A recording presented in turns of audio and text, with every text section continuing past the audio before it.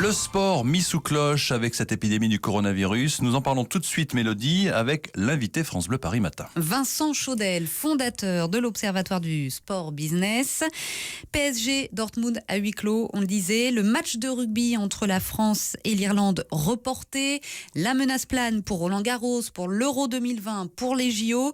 D'ailleurs, pas de public pour l'allumage de la flamme olympique en Grèce demain. Alors, est-ce que tous ces événements sportifs ont encore un sens sans le public ? Alors, évidemment, le sport, et on parle de sport-spectacle, est là pour avoir du public. C'est comme faire un concert, une pièce de théâtre sans public, ça n'a pas vraiment de sens. Sauf que le sport est un phénomène qui est imbriqué, c'est-à-dire qu'il y a des calendriers. Vous pouvez pas dire Roland Garros, on va le faire en septembre cette année. C'est pas possible. Vous pouvez décaler un concert, vous pouvez décaler une pièce de théâtre, sauf que les compétitions sont imbriquées les unes dans les autres. Donc le problème, il y a un calendrier très serré. Il y a un calendrier très serré, mais c'est un calendrier mondial. C'est-à-dire que pour le coup, le sport n'est que le reflet de la mondialisation. C'est une situation inédite. À ce point-là, oui. C'est-à-dire qu'on a régulièrement eu des problèmes, ou ponctuellement eu des problèmes dans un pays ou dans un autre. Mais là, on est vraiment sur un effet domino. Ça part en Chine. Il y a eu des reports ou des annulations de différentes compétitions, de Formule 1, ou de compétitions de voitures, de golf, de tennis et autres.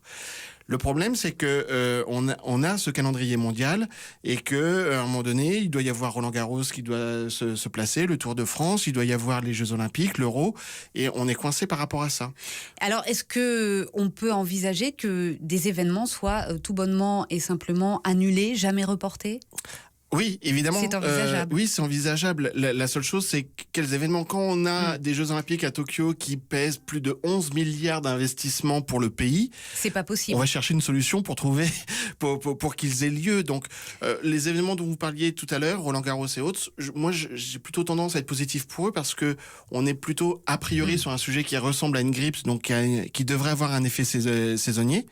Et donc, le problème, c'est pour les événements du moment. Voilà. Plus que pour les événements postérieurs. Alors, pour les événements du moment, il y a ce match PSG-Dortmund demain qui se jouera à huis clos, mais c'est vrai qu'on n'y comprend plus grand-chose parce que d'un côté, donc on a le match de Ligue des Champions qui se joue à huis clos, de l'autre côté, la rencontre du 15 de France aux 6 Nations qui va être reportée. Pourquoi c'est pas la même chose partout ? Il y a des matchs aussi qui sont annulé complètement. Le championnat d'Italie est figé jusqu'à mi-avril. Le championnat de France... Situation exceptionnelle en Italie. Tout à fait. Le championnat de France va se jouer, mais à huis clos, tout simplement parce qu'il y a des problèmes de date, ce que j'évoquais tout à l'heure. C'est-à-dire que fin mai, les championnats domestiques doivent être finis. Donc on est obligé de le jouer. Après, il y a l'Euro. Donc après, on est un peu coincé. Donc comme on ne peut pas jouer tous les jours, il faut bien trouver des moments. Donc ça peut être pénalisant pour les joueurs, on le verra demain. Ça va être pénalisant au niveau économique aussi pour le PSG. Bien sûr, c'est pénalisant à la fois pour l'événement sportif, parce qu'on parle toujours du 12e homme dans le football, mais là pour le coup c'est réellement le cas. Ça galvanise, ça pousse les joueurs. Au niveau d'un match comme celui de demain, c'est entre 5 et 10 millions de recettes. Donc évidemment... c'est beaucoup par rapport au budget du PSG. Sur le budget du PSG, on est plutôt sur un budget qui est aux alentours plus ou moins 600 millions d'euros. Donc ça paraît pas grand-chose. L'enjeu pour le PSG, sincèrement, je pense que si on leur disait ce matin, vous perdez votre recette, mais vous passez en quart de finale, je pense qu'ils signeraient dès demain. Et donc le sujet, c'est surtout l'impact que ça peut avoir sur le club. Le club a loupé la marche des quarts de finale depuis 3 ans. Il est très important pour le club, pour les joueurs, pour l'effectif et ces deux stars que sont Neymar et Mbappé de passer ce cap-là. Et pour l'instant, on peut faire que le constat que le club joue de malchance entre Neymar qui se blesse 2 fois de suite à ce moment-là et cet épisode de coronavirus. C'est pas le plus chanceux. C'est pas bon pour le PSG. Je reste sur la question économique. Est-ce qu'il y a une assurance pour gérer ce genre d'aléas ?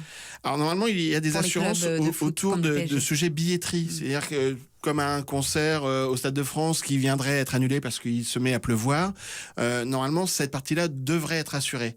Ce que vous ne pouvez pas assurer, c'est les recettes au niveau de la boisson, des sandwichs, des produits dérivés. Toute cette partie-là, vous ne pouvez pas l'assurer.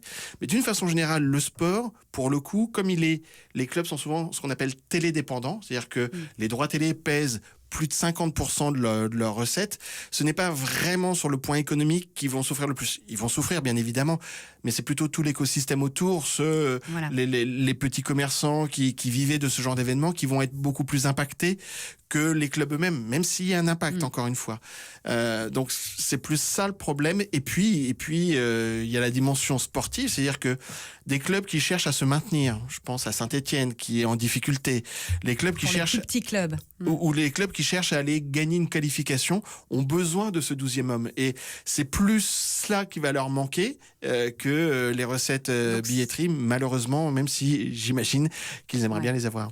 Donc ça se ressortira sur les résultats sportifs. Vincent Chaudel, fondateur de l'Observatoire du Sport Business. Et on ajoute qu'une réunion est organisée ce matin au ministère des Sports avec les ligues professionnelles et les diffuseurs pour justement parler de ce manque à gagner pour les organisateurs d'épreuves. Donc rendez-vous ce matin au ministère. Merci d'avoir été avec nous ce matin sur France.